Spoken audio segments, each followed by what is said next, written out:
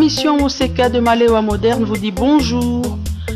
La dernière fois, je vous avais présenté les oignons Nyokmam que je servais avec la chèvre et d'autres grillades. Et bien aujourd'hui, je vous apporte une autre recette, à savoir les oignons au vinaigre balsamique. Lorsque je propose des buffets, vous pourrez trouver oignons au vinaigre balsamique ou alors oignons balsamiques. De quoi s'agit-il? Eh bien, ce sont des oignons qui sont marinés et qui sont saisis dans un wok. Et vers la fin, on rajoutera du vinaigre balsamique. Nous allons voir aujourd'hui en image comment procéder pour réaliser cette recette. Comme vous le voyez à l'image, vous aurez besoin de ces différents ingrédients que je vais vous présenter un par un. Donc observez bien ce que vous voyez à l'image. Oui, voilà. Donc nous avons l'arôme Maggi de couleur noire. Nous avons de l'huile d'olive. Nous avons des oignons, du vinaigre balsamique, du poivre du moulin et comme instrument, nous aurons juste besoin d'un cul de poule, comme vous voyez à l'arrière. Voilà, donc le cul de poule est là. Nous allons mettre nos oignons dans le cul de poule. Ensuite, nous ajoutons le poivre que nous avons moulu. Un peu d'huile d'olive,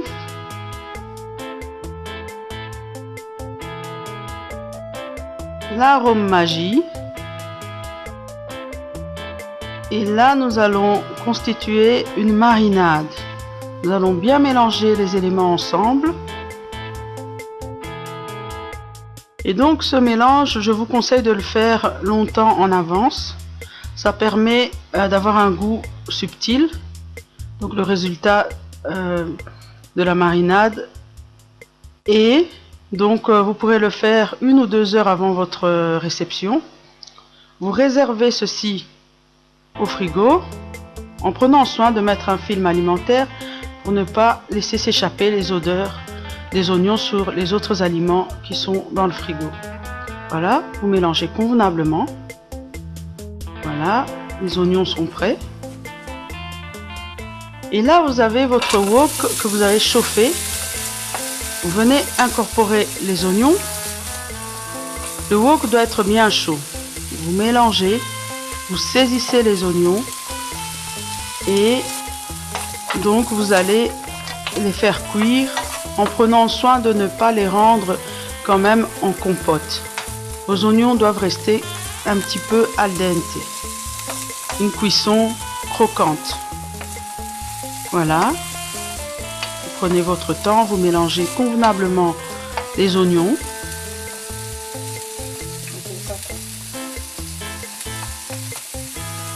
Continuez à mélanger.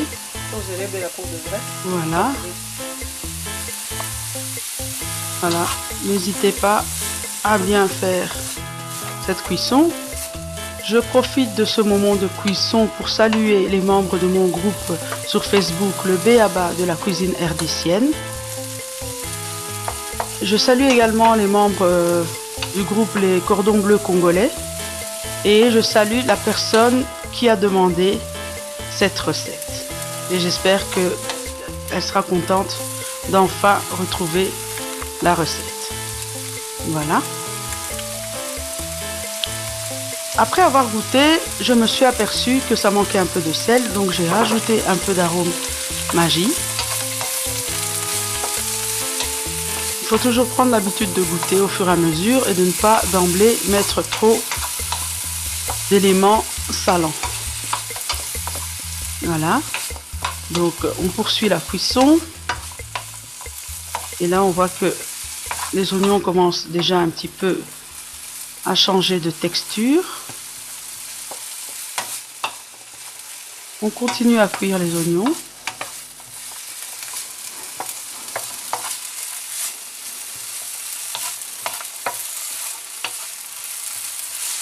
Et c'est seulement lorsque nos oignons seront prêts que nous allons incorporer l'ingrédient suivant, à savoir le vinaigre balsamique. Donc le vinaigre balsamique, on ne le met pas dès le départ dans la marinade. On pourrait aussi, mais je l'ai expérimenté de cette manière-là et j'ai trouvé ça très succulent. Je n'oublie pas de saluer en passant mon amie Bita qui a son magasin exotique Milélé à Braine-le-Comte. C'est elle qui m'a inspiré cette recette. Donc à César ce qui est à César. Je lui dis merci de m'avoir donné cette inspiration parce qu'elle a certainement une autre façon de faire, mais elle m'avait donné au moins les ingrédients, donc je me suis débrouillée avec ça. Et je profite en passant pour dire que les oignons et la chèvre de Bita à Braine-le-Comte sont aussi succulents. Donc n'hésitez pas à goûter à l'occasion. Donc là dans nos oignons on a incorporé le vinaigre balsamique. Le vinaigre balsamique et l'arôme magie, c'est à peu près la même couleur. Maintenant je viens incorporer de la chèvre braisée que j'avais préalablement braisée au charbon de bois. Et je vais encore cuire les oignons et la chèvre ensemble. Mais vous n'êtes strictement pas obligé de faire cette opération là. Vous pouvez très bien ne présenter vos oignons que à part, si vous pensez que vos invités pourraient ne pas aimer les oignons. Et vous pouvez aussi les rajouter dans un petit coin du plat pour que ça ne s'imbibe pas avec la chèvre. C'est comme vous le voulez. Pour cette préparation, la personne qui a souhaité goûter cette chèvre n'a pas voulu que ce soit trop cuit. Donc vous pouvez voir que par certains endroits ça semble être légèrement saignant, mais c'est pas du tout saignant coulant, hein. Donc on n'a pas du sang qui coule non plus. Voilà, donc on mélange bien les éléments ensemble. Je ne sais pas si vous avez remarqué, il s'agit d'un wok avec un revêtement anti-adhésif. Je vous conseille fortement d'utiliser une cuillère en bois ou une cuillère en plastique. Et la chèvre peut faire des coups à votre wok. Si un jour votre revêtement devait partir, la partie noire n'est plus là. En tout cas, n'utilisez plus ce wok. Vous pouvez en acheter un autre parce que c'est pas très bon pour la santé d'utiliser des poêles dont le revêtement est déjà parti. Voilà, vous voyez que nous avons notre mélange. C'est parfait. Et donc là, nous sommes fin prêts pour le dressage. Donc nous allons pouvoir mettre ça sur une assiette ou alors sur un plateau. Bon, ici, c'est un petit peu une recette qu'on fait à l'arrache. Parce que comme vous le savez, le timing, j'ai eu une occasion aujourd'hui de faire cette vidéo. Donc j'en profite. Je m'excuse déjà si ça ne se fait pas comme vous auriez aimé, mais j'espère que l'objectif sera atteint, c'est-à-dire vous permettre de réaliser la recette chez vous. Voilà, là je suis occupée à mettre donc ma préparation sur une assiette. Pour une question d'esthétique, j'ai ajouté juste un petit bouquet de persil parce que la chèvre est très foncée, donc un peu de vert peut apporter une petite coloration. Vous pouvez aussi faire une fleur de tomate ou même une fleur de carotte, quelque chose qui va un petit peu colorer cette préparation. Voilà, donc notre assiette est terminée et nous pouvons la présenter. Pour les personnes qui n'ont pas eu le temps de noter les ingrédients, vous pouvez retrouver chacune de mes recettes sur mon site internet www.maleoamoderne.be. Vous allez à la rubrique recettes au pluriel et là vous pourrez rapidement retrouver une de mes recettes.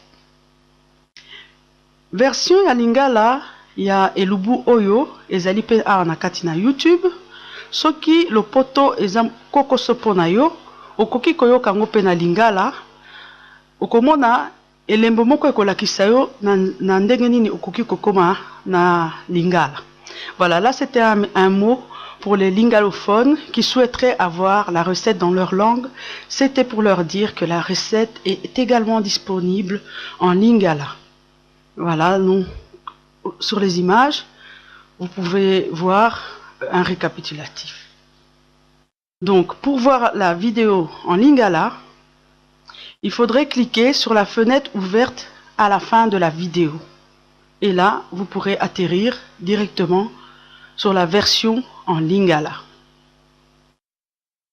Voilà, donc ici vous voyez encore une dernière fois comment on a procédé vers la fin.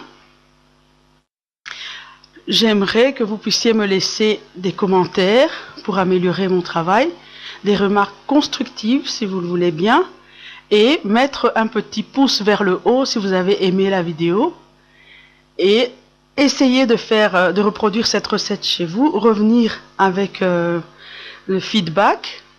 Vous pouvez faire ce feedback également sur ma page ou dans le groupe Le B.A.B.A. de la cuisine rdécienne. Si vous n'êtes pas encore membre, c'est avec plaisir que je vais approuver votre demande de membre, car il s'agit d'un groupe fermé. Voilà, notre recette d'aujourd'hui est terminée. J'espère qu'elle vous a plu. Que Dieu vous bénisse. Voilà, normalement vous devriez voir apparaître un autre petit écran. Donc je ne sais pas si vous le voyez. En cliquant dans cet écran, vous pourrez atterrir directement dans la vidéo en lingala. Ndeko na ngai soki vidéo loko ezaki na lopoto epesaki au moins kokoso, écran ozali komona wana na se, okoki ko cliquer na kati et komema directement na vidéo oyo na limbolelaki bino na lingala. Voilà.